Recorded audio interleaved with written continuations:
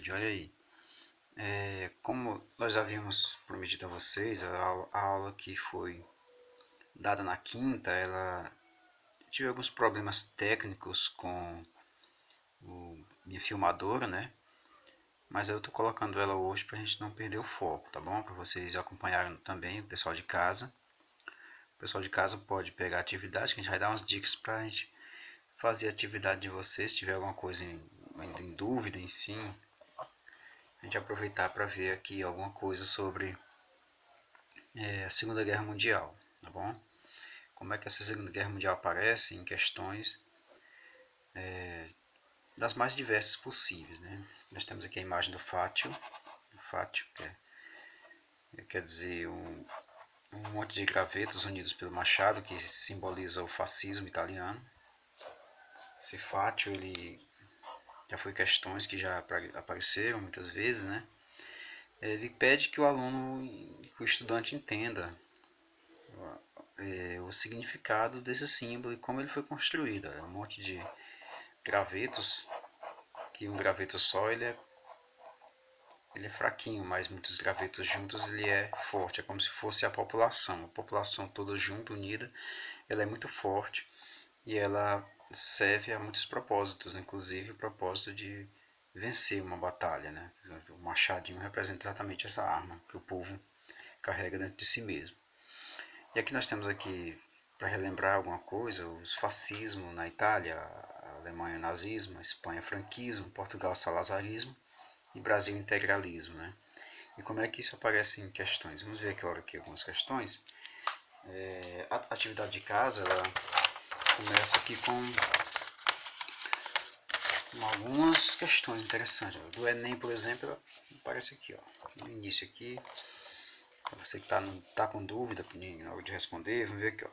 A primeira metade do século XX foi marcada por conflitos e processos que inscreveram como um dos mais violentos períodos da história humana. Entre os principais fatores que estiveram na origem dos conflitos ocorridos durante a primeira metade do século XX estão. Então, estamos falando da primeira metade do século XX, até 1950, por aí, 45, quando acabou a guerra, né? Enfim, vamos ver. A crise do colonialismo, a ascensão do nacionalismo e do totalitarismo.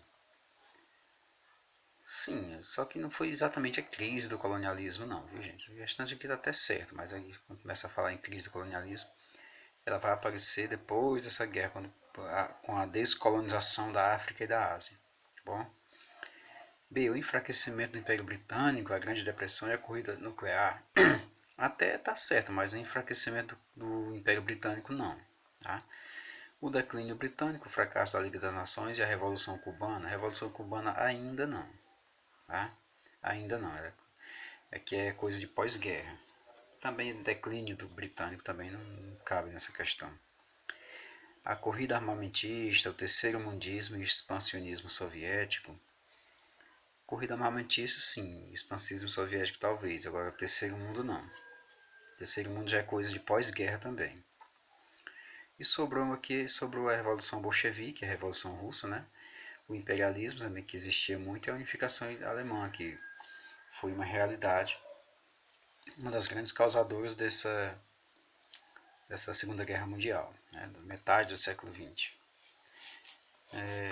A segunda questão. Sobre as características da propaganda nazista, assinale a alternativa correta. A ascensão de Hitler se deu pela natureza científica de suas afirmações, sendo a propaganda o terror utilizados apenas quando se tratava de oposição política? Não, de forma alguma, está toda errada essa questão. E a ascensão dele não foi por natureza científica de suas afirmações, não. Ele nem sabia o que estava falando, ele era uma espécie de pseudociência, ele não provava nada, não. Raça superior, não havia nenhuma comprovação disso. Letra B.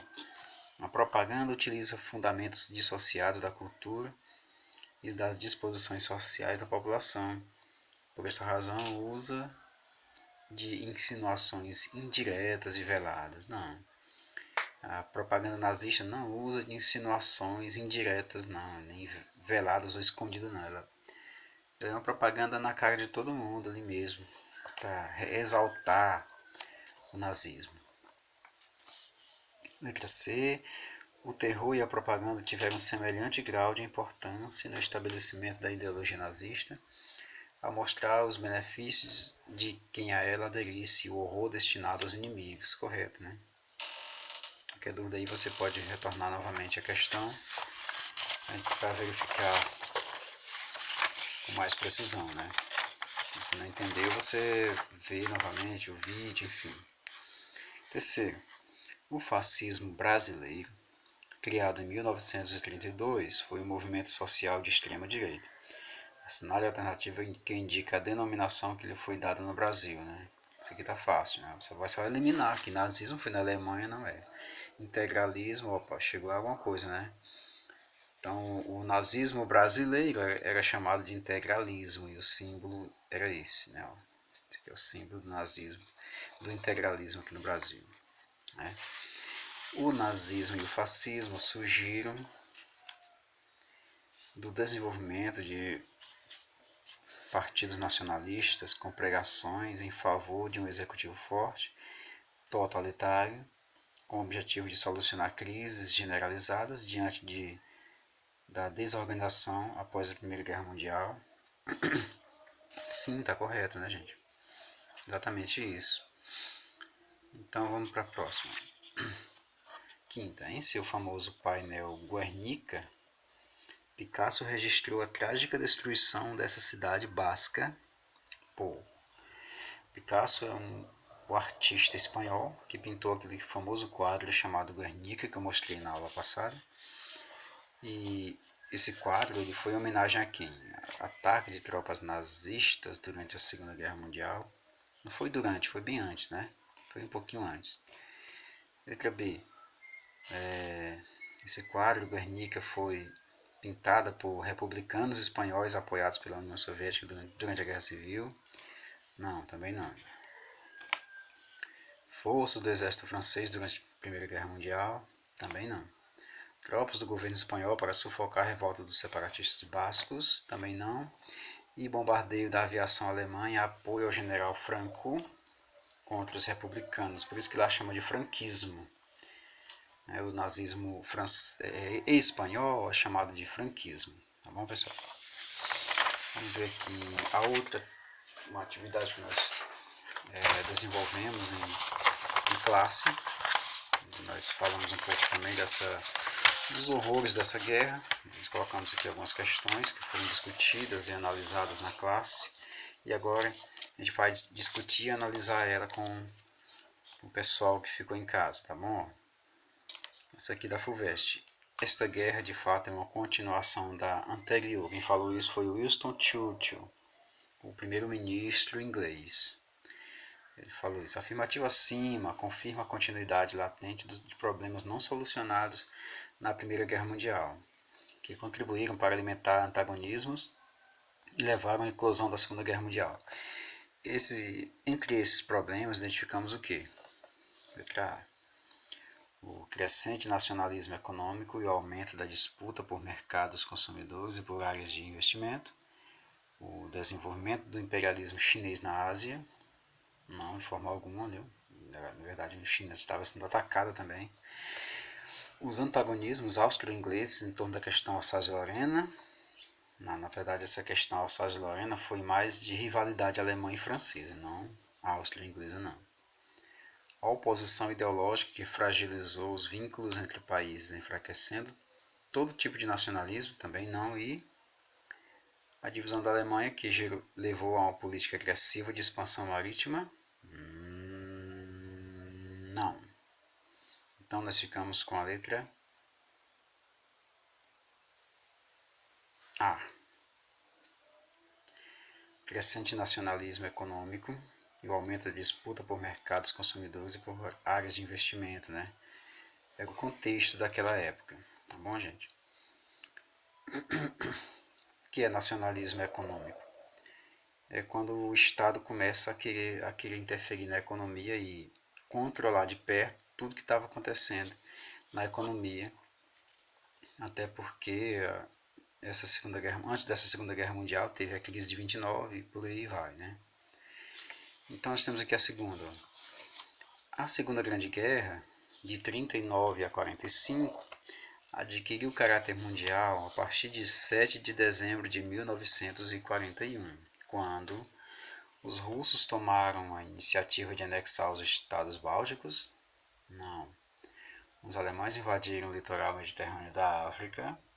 Também não. Ou foi quando os japoneses atacaram a base norte-americana de Pearl Harbor? Correto, essa daqui.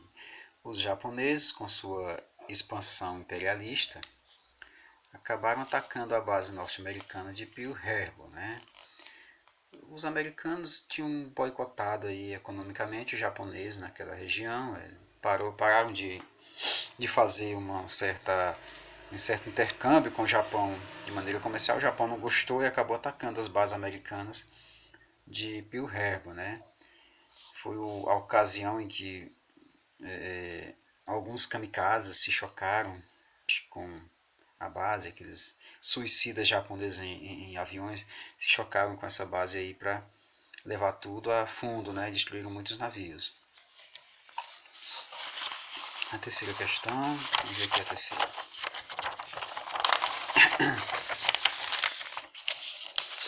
Questão 3. Ela diz assim: em relação à Segunda Guerra Mundial, é correto afirmar que Hitler empreendeu uma implacável perseguição aos judeus, que resultou na morte de 6 milhões de pessoas. Sim, claro, né? Então, essa questão aqui chamada de Holocausto, né? Essa alternativa que a gente marcou aqui, que é conhecida também como Holocausto, ela foi uma triste realidade. Foi exatamente nessa média de 6 milhões de pessoas que foram mortas naqueles campos de concentração. Tá?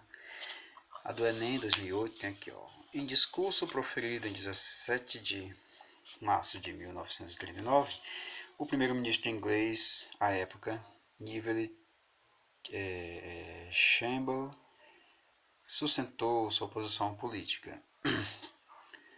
Não necessito defender minhas visitas à Alemanha no outono passado, né? Que alternativa existia? Nada do que pudesse ser feito, nada que a França pudesse ter feito, ou mesmo a Rússia, teria salvado a Tchecoslováquia da destruição. A que ele se refere é o momento em que a Alemanha ambicionava sua expansão, né? Inclusive a Tchecoslováquia estava sofrendo com essa expansão alemã. Mas eu não tinha outro propósito ao ir até Munique. Era o de prosseguir com a política por vezes chamada de apaziguamento europeu. Até aqui dá para você entender o seguinte, ó. Como a Alemanha estava louca para invadir a Tchecoslováquia, porque lá na Tchecoslováquia havia uma região chamada de Sudetos, que os alemães nazistas diziam que eram cheios de alemães, né, que estavam sofrendo perseguição, enfim. Aí nessa conferência de Munique, a Alemanha se reuniu com a Inglaterra e outros países como França, enfim, para decidir se deixava ou não os alemães invadirem os Sudetos. E acabaram assinando o acordo, dizendo que os alemães poderiam anexar os Sudetos, desde que os alemães não interferissem em mais nada, não anexassem mais nada, não invadissem mais nada. Os alemães, logicamente, aceitaram, embora não fosse verdade, o Hitler depois ia invadir outros lugares também, né? Enfim, sabendo-se que o compromisso assumido por Hitler, mencionado no texto, foi rompido pelo líder alemão, infere-se que Hitler ambicionava o controle de mais territórios na Europa, além da região dos Sudetos? Sim, lógico, né? Ele estava exatamente. Ele mentiu, vamos dizer. Ele mentiu, dizendo que não ia invadir mais nada. Ele ambicionava, sim, outras regiões. Né? Afinal de contas, a expansão alemã era um dos grandes pontos que o Adolf Hitler considerava para sua ideologia, né? A ideologia do espaço vital alemão. Os nazistas precisavam desse espaço vital. Né? Quinta questão, olha só. Em 1942, o governo brasileiro decretou estado de guerra contra a Alemanha e a Itália, enviando em 1944 tropas para o continente europeu. Com relação à participação brasileira na Segunda Guerra Mundial, é correto afirmar que a experiência da Força Expedicionária Brasileira, FEB, durante a Primeira Guerra Mundial foi decisivo para o sucesso da expedição brasileira? Assim, nem tanto, né? Nem tanto, mas a realidade é que os Estados Unidos pediram ajuda, pediram auxílio, o Brasil resolveu auxiliar, Getúlio Vargas resolveu enviar tropas, né? E foi importante na Segunda Guerra Mundial, questões que houve a tomada de Monte Castelo na Itália, que foi a principal, exatamente essa questão que está correta, né? Que é uma conquista realizada pelo Brasil, que acabou prendendo muitos nazistas ali naquele momento.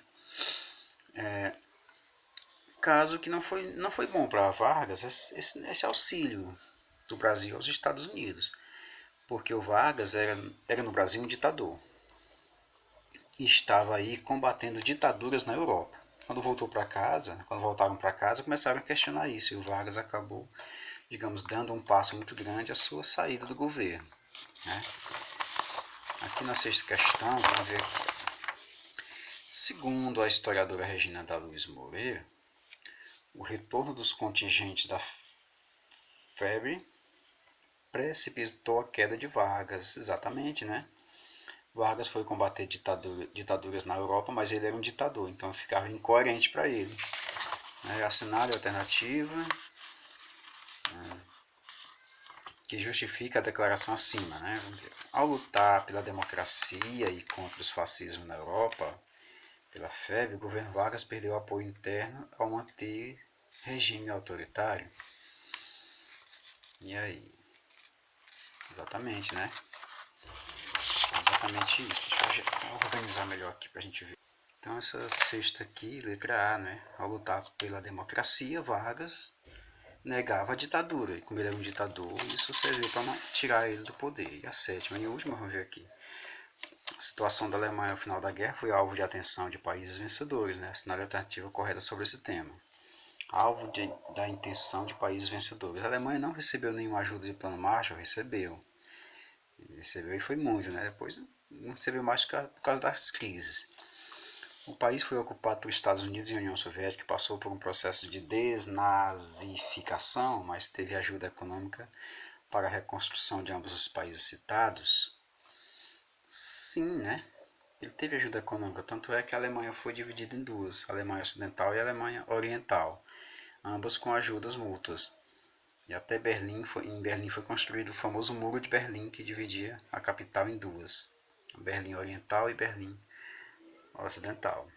Então essas foram algumas questões que nós fizemos em classe. Na dúvida vocês retornem o vídeo para compreender melhor, tá bom? E na dúvida deixa um comentário que a gente responde em seguida. Esse assunto de guerra é muito amplo, né? E muitas vezes detalhes pequenos acabam deixando assim o estudante na dúvida e será se eu marco essa, aquela e tal. No finalzinho desse ano a gente vai fazer uma revisão geral de tudo que a gente viu no ensino médio, a gente pretende fazer isso, para que vocês se sintam mais seguros na prova do Enem ou de concurso público, que seja, vocês sabem, né? Enfim, mas obrigado por assistirem até aqui e até a próxima.